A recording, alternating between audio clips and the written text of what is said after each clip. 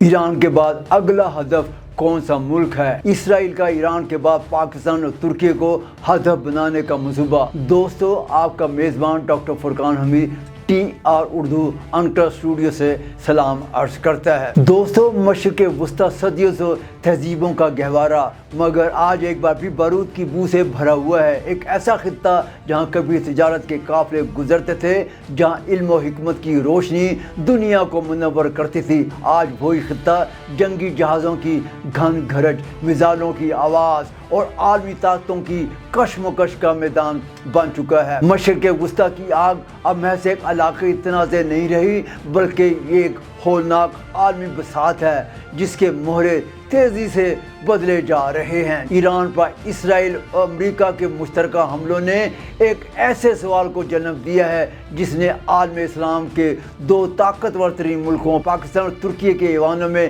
کھلبلی مچا دی ہے۔ کیا اسرائیل کا اصلی ہدف صرف تہران ہے، یا ایران تو محض ایک بفر زون ہے جسے ہٹانے کے بعد اب نظریں عالم اسلام کی واحد ایٹمی قوت پاکستان اور دفاعی صنعت کے نئے مرکز ترکی پر جمی ہوئی ہیں؟ آج کے خصوصی پروگرام میں ہم وجوہات کا پوسٹ مارٹم کریں گے جن کی بنا پر اسرائیل ان دونوں ممالک کو اپنے وجود کے لیے خطرہ محسوس کرتا ہے اور سب سے بڑا خطرہ سمجھتا ہے۔ کیا گریٹر اسرائیل کا خواب پاکستان اور ترکی کو ہدف بنائے بغیر ممکن نہیں؟ آئیے حقائق کی سخت دنیا میں قدم رکھتے ہیں۔ یہ جنگ اچانک شروع نہیں ہوئی، مذاکرات جاری تھے، سفارتکاری کے دروازے کھلے تھے، لیکن اسی دوران اسرائیل اور امریکہ کی جانب سے ایران پر اچانک حملوں کا سلسلہ شروع کر دیا گیا، پورے خطے کو ہلا کر رکھ دیا گیا۔ تہران نے جس انداز میں رد عمل دیا، اس نے یہ واضح کر دیا کہ یہ محض ایک محدود عسکری جھڑپ نہیں بلکہ ایک وسیع اسٹریٹجک محاذ رائی ہے۔ ایران نے اسرائیل پر براہ راست حملے کیے،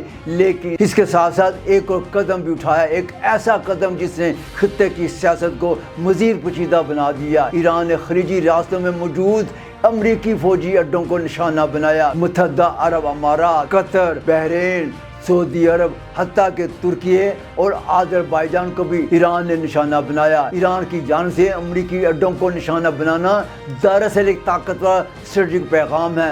جب ہم اسرائیل کے دشمنوں کی فہرست مرتب کرتے ہیں تو سب سے اوپر وہ نام آتا ہے جس سے تل ابیب کی راتوں کی نیندیں حرام ہو کر رہ گئی ہیں، وہ ہے ایٹمی پاکستان۔ اسرائیل کے دفاعی ماہرین برسوں سے یہ پروپیگنڈا کر رہے ہیں کہ پاکستان کا ایٹم بم دراصل ایک اسلامی بم ہے جو کسی بھی وقت اسرائیل کی جغرافیائی سرحدوں کو مٹا سکتا ہے۔ پاکستان کے عوام اچھی طرح جانتے ہیں کہ ایران کے بعد اگر کوئی ملک اسرائیل کی فضائی برتری اور ایٹمی اجارہ داری کو براہ راست چیلنج کر سکتا ہے تو وہ بلا شبہ صرف اور صرف پاکستان ہی ہے۔ اسرائیل کا دفاعی نظریہ بیگن ڈیکٹرائن واضح اور بالکل صاف ہے، جس میں کہا گیا کہ مشرق وسطیٰ کے کسی بھی اسلامی ملک کو ایٹمی صلاحیت حاصل کرنے کی اجازت نہیں دی جائے گی۔ عراق کو ایران کے ری ایکٹرز پر حملے اس کی مثال ہیں۔ اب جب کہ ایران پر اسرائیل اور امریکہ نے مشترکہ طور پر حملے کیے ہیں تو اس کے بعد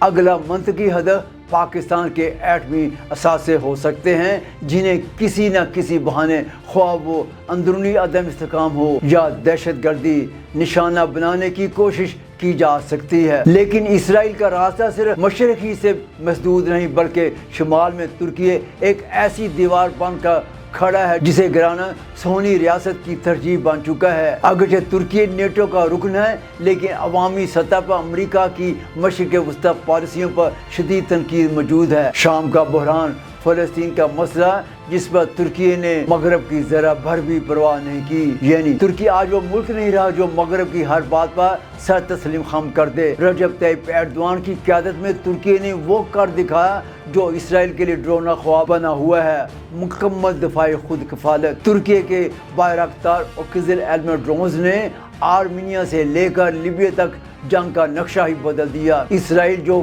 کبھی خطے میں ڈرون ٹیکنالوجی کا بادشاہ کہلاتا تھا، آج ترکی کے سامنے بونا نظر آتا ہے۔ ترکی کے عوام کا یہ خدشہ کہ اگلا ہدف ہم محض جذباتی نہیں ہے۔ اسرائیل جانتا ہے کہ اگر ترکی کی دفاعی صنعت اسی رفتار سے ترقی کرتی رہی تو وہ دن دور نہیں جب پورے مشرق وسطیٰ کا دفاعی نظام انقرہ کے ہاتھوں میں ہوگا۔ اس لیے اس ابھرتی ہوئی طاقت کو ایران کے بعد ٹھکانہ لگانا ضروری ہو گیا ہے۔ ماہرین جنگ اس صورتحال کو ایک تزویراتی مسلط یعنی اسٹریٹجک ٹرائنگل قرار دیتے ہیں۔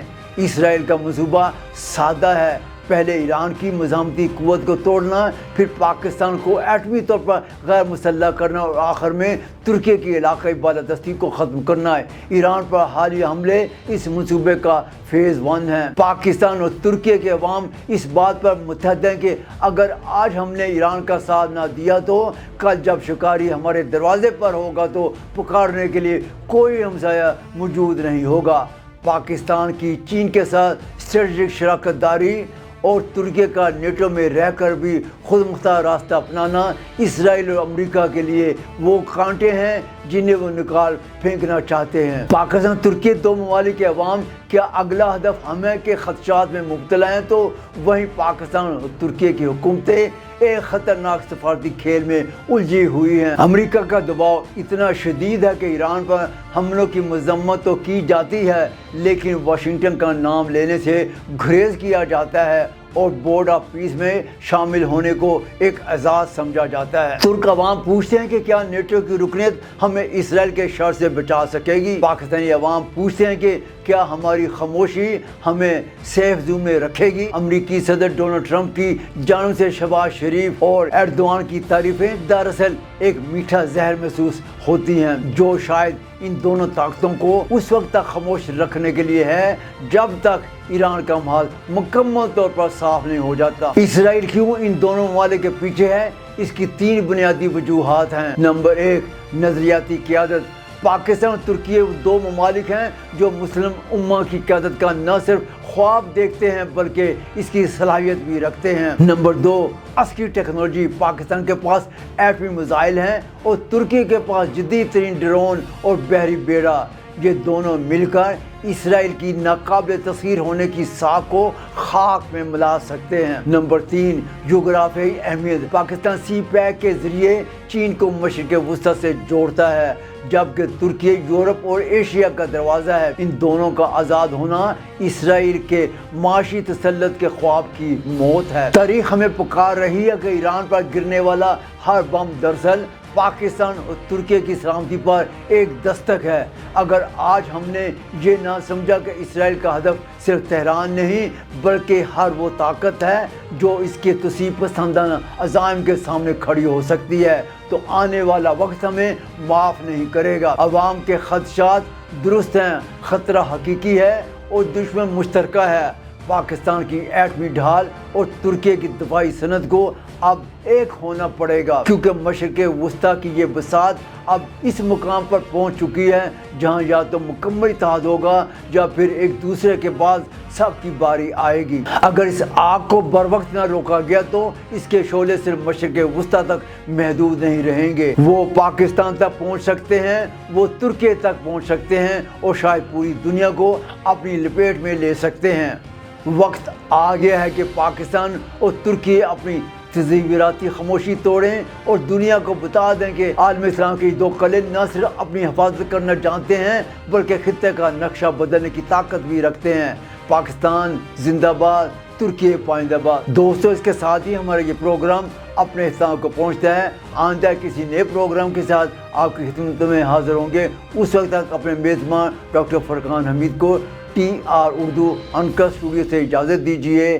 اللہ حافظ۔